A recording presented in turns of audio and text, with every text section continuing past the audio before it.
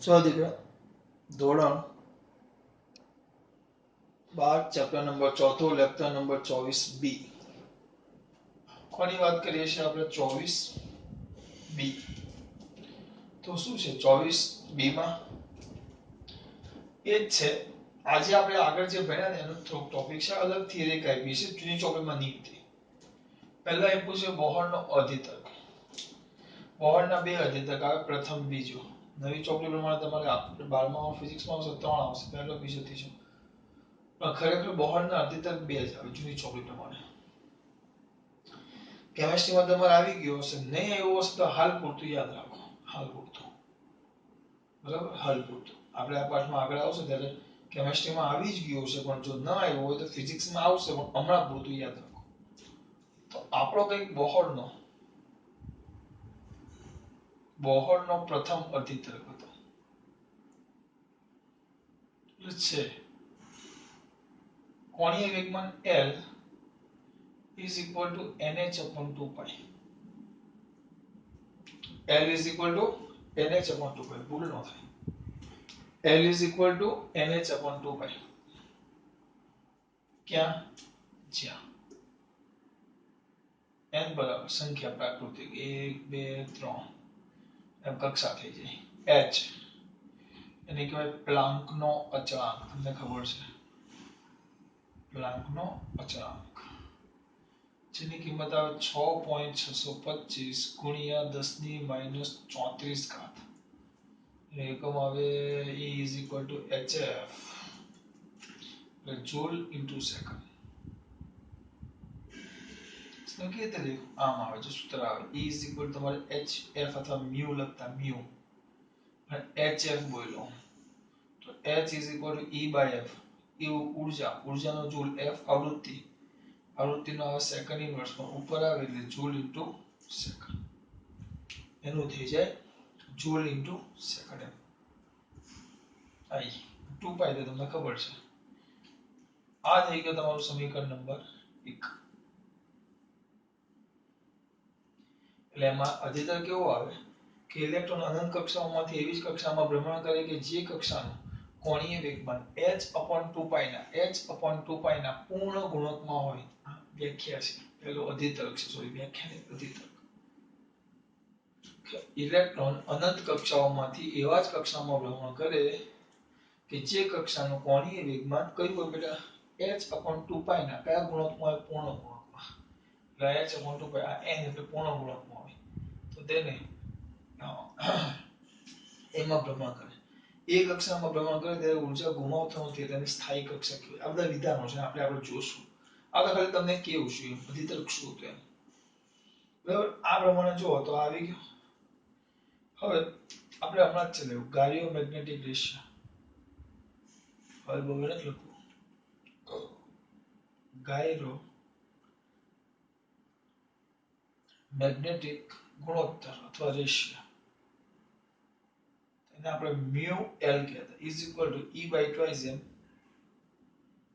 E by twice m ખાલી મૂલ્ય into L આ સમીકરણ હતું સમીકરણ 1 ની કિંમત મૂકી દેવામાં શું થાય કે સમીકરણ 1 ની કિંમત મૂકતા શું થાય 1 ની કિંમત મૂકો એટલે L ની કિંમત મૂકવાની તો mu L is equal to E by twice m into NH upon 2 pi. So therefore, mu L is equal to ENH upon 2 m pi. આ સૂત્ર યાદ રાખજો કારણ કે આપણે આની અંદર કિંમત મૂકવાની છે આ પહેલું છે સમીકરણ નંબર એટલે બીજું આપણે આની અંદર કિંમત મૂકશું આની અંદર હવે n બરાબર 1 લઈ લો બાકી બધી કિંમત જો n1 h ખબર e ખબર 2 ખબર m ખબર pi ખબર n બરાબર 1 લેતા ચલો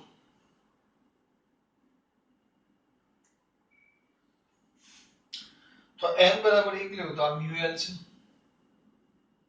is equal to e એટલે 1.6 ગુણ્યા 10 ની -19 ઘાત હા હવે n ની કિંમત જો 1 2 3 4 5 6 બહુ બધી છે અનંત સુધી, એટલે કક્ષા અનંત હોય. આ n એટલે એને કહેવાય મુખ્ય ક્વોન્ટમ અંક, જે કક્ષા આવે n તો અનંત છે.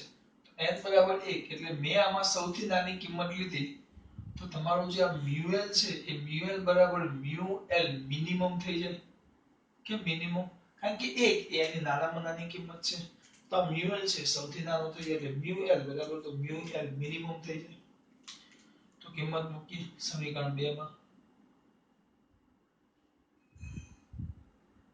આ જે સમીકરણ 2 છે તો સમીકરણ 2 માં કિંમત મૂકતા શું થાય? સમીકરણ 2 માં કિંમત મૂકો તો બોલો. તો μl is equal to n e e કેટલા? બીજવાર 1.6 ગુણ્યા 10 ની માઈનસ 19 ઘાત n પહેલી કક્ષા 1 ગુણ્યા h 6.625 ગુણ્યા 10 ની માઈનસ 34 ઘાત છેદમાં 2 m ઇલેક્ટ્રોન નું દળ વર્તુળાકારમાં કે ઇલેક્ટ્રોન ફરતા એટલે ઇલેક્ટ્રોન નું દળ કેટલું આવે? 9.1 ગુણ્યા 10 ની માઈનસ 31 ઘાત ગુણ્યા પાઈ 3.14. આ બધી કિંમત મૂકવાની. કેલ્ક્યુલેટ લઈએ 1.6 ગુણ્યા 6.625 ભાગ્યા 2 ભાગ્યા 9.1 ભાગ્યા 3.14.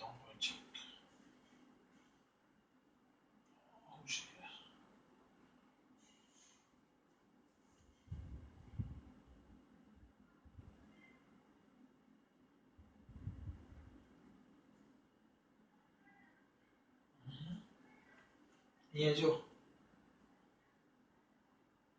ENH/2 m 2 પાઈ છે એટલે અહીંયા 4 આવે, અહીંયા 4 આવશે. આપણો જે જવાબ આવ્યો એના ભાગ્યા પાછળ 0.9274 0.9274 ઘાત લેવી ડાયરેક્ટ કરી નાખો. 19 છે, આ 34 છે, આ 31 છે, 31 માંથી 34 જાય, સોરી 34 માંથી 31 જાય, કેટલી વધવી?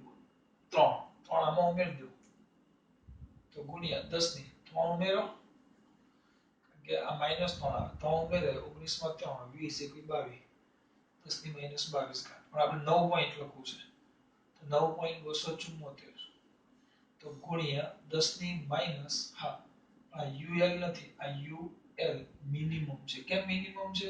કારણ કે આમાં ચલ પદ એક જ છે, ખાલી ચલ પદ બદલાતું પદ એક જ છે n. જો આમાં જેની કિંમત તમે બદલી શકો એક જ છે આ n, આ એક જ છે જે તમે બદલી શકો, આ એક જ. એ n જ મેં કેટલું લીધું? નાનામાં નાની કિંમત લીધી, કારણ કે 1 થી અનંત આવે તો એ તો મેં નાનામાં નાની કિંમત લીધી. તો પછી આ જે μl છે એ પણ નાનામાં નાનું થાય એટલે μl મિનિમમ. તો 2 પોઈન્ટ કાપો તો 10 ની માઈનસ કેટલી ઘાત થઈ જાય? 24 ઘાત. આ તમારો μl મિનિમમ. તો આ જે મિનિમમ આવ્યો ને આપણે ચુંબકીય ડાયપોલ મોમેન્ટ જે મિનિમમ આવ્યું તો એ મિનિમમ ને જે લોકોએ નામ આપ્યું શું કીધું? એને જ કહેવાય બોહર મેગ્નેટ્રોન. અંદર આપ્યું છે, પૂછવાની શક્યતા બહુ છે. આ જે લઘુત્તમ મૂલ્ય આવ્યું, આ લઘુત્તમ આ ચુંબકીય ડાયપોલ મોમેન્ટના લઘુત્તમ મૂલ્યને જ બોહર મેગ્નેટ્રોન આ ભૂલ ન થાય. અંદર આપ્યું છે, અંદર છે એટલે પછી હવે એક નાનો એવો સવાલ છે અંદર.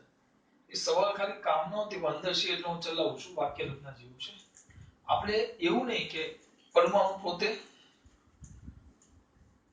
શું કહેવાય ચુંબક તરીકે હોય, એનું પોતાનું ચુંબકીય ડાયપોલ મોમેન્ટ હોય. પણ તમે પરમાણુ એટલે આપણે એક વસ્તુ સમજો કે આ ન્યુક્લિયસ છે, બરાબર? સોરી કક્ષા છે, આ વચ્ચે ન્યુક્લિયસ છે. જોજો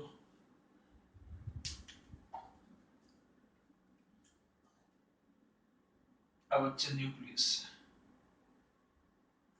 આ કક્ષા છે.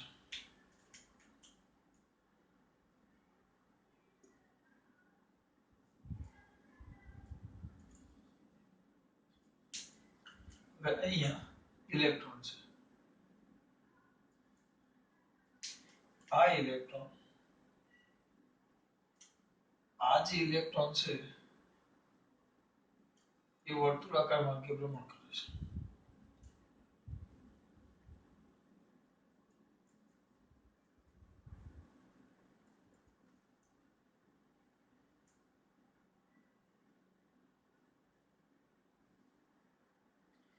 આપણે એમ વાત કરી કે આ ઇલેક્ટ્રોન વર્તુળાકાર માર્ગે ભ્રમણ કરે ને, આ ભ્રમણ ફરે. હવે આ વર્તુળાકાર માર્ગે આમ ફરે છે ઇલેક્ટ્રોન, હા કક્ષામાં ફરે છે. આ જે ઇલેક્ટ્રોન છે ક્યાં ફરે છે? કક્ષામાં. આ કક્ષામાં ફરે. તો આ કક્ષામાં ફરે તો ફરે શબ્દ ખરાબ લાગે. દરેક જગ્યાએ કક્ષામાં એ શું કરે? ભ્રમણ કરે. અને આ કક્ષામાં ભ્રમણ કરે એને કારણે કક્ષામાં ભ્રમણ કરે કારણ કે આ વીજભાર છે. ઇલેક્ટ્રોન એટલે વિદ્યુતભાર. આ જે વિદ્યુતભાર છે એ કક્ષામાં ભ્રમણ કરે. આ વિદ્યુતભાર કક્ષામાં ભ્રમણ કરે. કક્ષામાં ભ્રમણ કરે એને કારણે પ્રવાહ રચાય. અને જેવો પ્રવાહ રચાય એને કારણે કઈ શું મળે આપણને? ચુંબકીય ડાયપોલ મોમેન્ટ મળે કંઈક. કારણ કે પ્રવાહ રચાય એટલે પ્રવાહ આપણને કમ્પલસરી ચુંબકીય ડાયપોલ મોમેન્ટ આપે. જે ચુંબકીય ડાયપોલ મોમેન્ટ ને કક્ષીય ચુંબકીય ડાયપોલ મોમેન્ટ કહેવાય. ધ્યાન રાખજો. કેમ? કારણ કે આ વીજભાર કક્ષામાં ફરે, આ વિદ્યુતભાર કક્ષામાં ફરે, એને કારણે વિદ્યુતભાર કક્ષામાં ભ્રમણ કરે, એને કારણે પ્રવાહ રચાય અને એ પ્રવાહને કારણે ચુંબકીય ડાયપોલ મોમેન્ટ રચાય વિદ્યુતભારના કક્ષામાં ભ્રમણને કારણે. એટલે એને નામ આપ્યું કક્ષીય ચુંબકીય ડાયપોલ મોમેન્ટ અથવા કક્ષીય ડાયપોલ મોમેન્ટ, જે કેવું હોય તમારે. પણ ઇલેક્ટ્રોન તમે ભણી ગયા, ઇલેક્ટ્રોન મુખ્ય ક્વોન્ટમમાં 4 આવે. 4 કયા 4? પહેલો કક્ષીય ચુંબક, કક્ષીય આવેગ. જો પહેલા n મુખ્ય ક્વોન્ટમમાં n કક્ષાની સંખ્યા, m ચુંબકીય ડાયપોલ મોમેન્ટ, m જે ચુંબકીય, એ ચુંબક મેં તમને સમજાવ્યું, m ia ઓર કે પેલા આપણે ડાયરેક્ટ આપી દીધું છે. જ્યારે એ વસ્તુ મેં તમને સાબિત કરીને આપ્યું, m ia એ ચુંબકીય ડાયપોલ મોમેન્ટ કહેવાય. પછી ત્રીજું આવે s સ્પિન અને l કોણીય વેગમાન. આ બધા એના ક્વોન્ટમ આંક છે. l આપણે નેક્સ્ટ આગળ આવશે, પણ આ જે છે નેક્સ્ટ નો કહેવાય, આગળ આવશે. હવે સ્પિન તમે ભણી ગયા કે વિદ્યુતભાર ખાલી આમ જ ગોળ ન ફરતો હોય. વિદ્યુતભાર આ ન્યુક્લિયસ છે, આ ન્યુક્લિયસની ફરતે આમ કક્ષા હોય. This is the nucleus and there is the nucleus ની ફરતે કક્ષા હોય. તો અહીંયા વીજભાર હોય, એ વીજભાર અહીંયા સ્પિન આમ ફરે, પોતાની કક્ષામાં ફરે. સૂર્યની આસપાસ, જેમ સૂર્યની આસપાસ આ પૃથ્વી ફરે, સૂર્યની આસપાસ પૃથ્વી ફરે, આમે ફરે, કક્ષામાં ફરે, પોતાની ધરી પર પણ ફરે. તો આ ઇલેક્ટ્રોન એ રીતે જ કરે કે આ સૂર્ય નથી, આ ન્યુક્લિયસ છે. તો ઇલેક્ટ્રોન ન્યુક્લિયસની આસપાસ ફરતે ફરે, તો આ કક્ષામાં ફરે, તો એને કારણે જે કક્ષામાં ફરે એટલે કક્ષામાં વીજભાર ગતિ કરે, કક્ષામાં વીજભાર ગતિ કરે એને કારણે પ્રવાહ રચે, એને કારણે ચુંબકીય ડાયપોલ મોમેન્ટ મળે, જેને કક્ષીય ચુંબકીય ડાયપોલ મોમેન્ટ કહેવાય.